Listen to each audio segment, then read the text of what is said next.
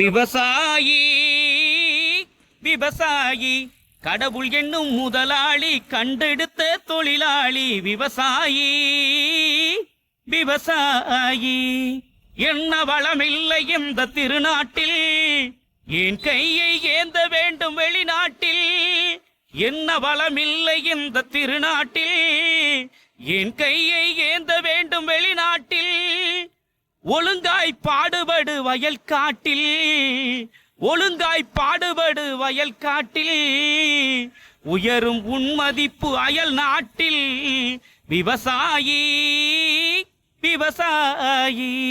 இது இந்த பாட்டை நான் எதுக்காக பாடினேன்னா, பொங்கல் பண்டிகை வருது, உழவர்கள் தினம், உழவுக்கும் தொழிலுக்கும் வந்தனை செய்வோம் அப்படின்னு சொல்லி அந்த அந்த உன்னத வரிகளுக்கு இணங்க நாம் அனைவரும் நல்ல அந்த உழவு தொழிலையும் சிறப்பா செய்யணும், செவ்வனே செய்யணும். அது மாதிரி செய்யற வேலைக்கு சரியான வாய்ப்புகளும் அமையணும். அதுதான் என்னுடைய நெடுநாள் ஆசை, லட்சியமும் கூட, கனவும் கூட.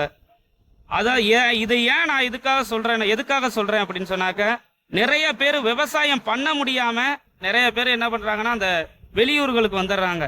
அந்த விவசாயத்தை நம்பி இருக்கிறவங்களே வெளியூருக்கு வந்துடுறாங்க. இன்னொரு பிரச்சனை என்னன்னு கேட்டீங்கன்னா, அந்த விவசாயம் பண்ணும்போது பல பிரச்சனைகள் வருது. அந்த விவசாயத்தை பண்ணும்போது உழுதவன் கணக்கு பார்த்தா உழவு கூலி கூட மிச்சம் இல்லைங்கிறது தான் கிராமத்து பழமொழி. அது அந்த மாதிரி விவசாய நிலங்களையே பிளாட் போட்டுறாங்க. அந்த மாதிரிலாம் இருக்கக்கூடாது. நாளைக்கு வழி இல்லாம போயிடுது. அரிசிக்கு வழி இல்லை. இனிமே காசு பணம் அப்படிங்கறது மட்டும்தான். அந்த காசு பணத்தை வச்சு நம்ம சாப்பிட முடியாது. விவசாயத்தை சரியா செய்வோம். அந்த விவசாயிகளையும் விவசாயத்தையும் சரிவர மதிப்போம், தெய்வமா போற்றி புகழ்வோம்.